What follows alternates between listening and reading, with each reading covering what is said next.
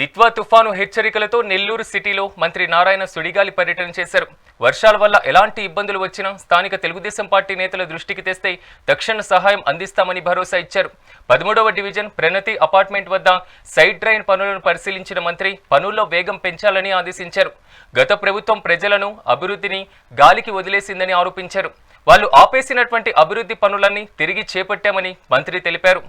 మీకందరికీ తెలిసిందే, గత 3 రోజుల నుంచి తుఫాను ఇటు చెన్నై అదేవిధంగా ఆంధ్ర యొక్క బార్డర్ అంటే నెల్లూరు ఆ పరిసర ప్రాంతాల్లో క్రాస్ అవుతుందని.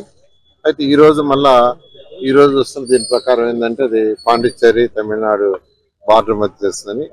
దానివల్ల నెల్లూరు తిరుపతి ఈ యొక్క పరిసర ప్రాంతాల్లో హెవీ రైన్స్ ఉంటాయని యాక్చువల్గా ఆ ఉద్దేశంలో ఈరోజు అధికారులతో కమిషనర్ గారు, డిప్యూటీ మేయర్ గారు, మిగతా యొక్క కమిషన్లు అదేవిధంగా కార్పొరేటర్లతో వివిధ ప్రాంతాలను యాక్చువల్గా పరిశీలించడం జరిగింది. ఎక్కడికి పోయినా ఎక్కడ ఒక చుక్క నీరు లేదు.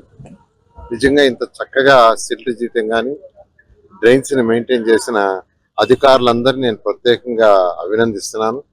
ఎందుకంటే 2024లో ప్రభుత్వం రాగానే ముఖ్యమంత్రి గారు ఫస్ట్ నాకు ఇచ్చిన అసైన్మెంట్ ఏంటంటే ఇమ్మీడియట్గా ఇది జూన్ నెల వచ్చింది, వర్షాలు వచ్చే లోపల రాష్ట్రంలో సిల్ట్ తీయించని ఒక ఆదేశించారు. ఫస్ట్ వర్క్ దాని మీదే ఒక 150 కోట్ల రాష్ట్రంలోని మున్సిపాలిటీస్ కూడా ఫండ్స్ ఇచ్చి సిల్ట్ స్పెషల్ డ్రైవ్ చేశాం.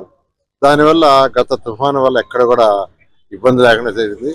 నెల్లూరు జిల్లాలో హైయెస్ట్ రెయిన్ ఇచ్చింది 11 సెంటీమీటర్లు, కానీ ఎక్కడ ఒక్క చుక్క కూడా నీళ్ళు లేకపోయింది. దీనికి కారణం వాడు చేసిన పనులు.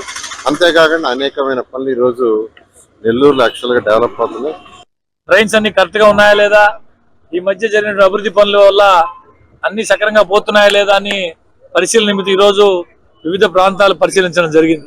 నిజంగా నెల్లూరు నగరంలో గడిచిన అనేక సంవత్సరాల్లో ఎప్పుడూ లేని విధంగా, ఎప్పుడూ జరగని విధంగా ఈరోజు నెల్లూరు నగరం అన్ని రకాలుగా అభివృద్ధి చెందుతూ ఉంది.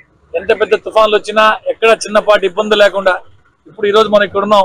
అమరావతి హోటల్ సందు నాకు తెలిసి నాకు 51 సంవత్సరాల్లో నాకు తెలిసినప్పటి నుంచి మోకాట్లో నీళ్లుండే, చిన్నపాటి వర్షం వచ్చిన బ్రహ్మాండంగా ఒక్క చుక్క నీరు లేదు.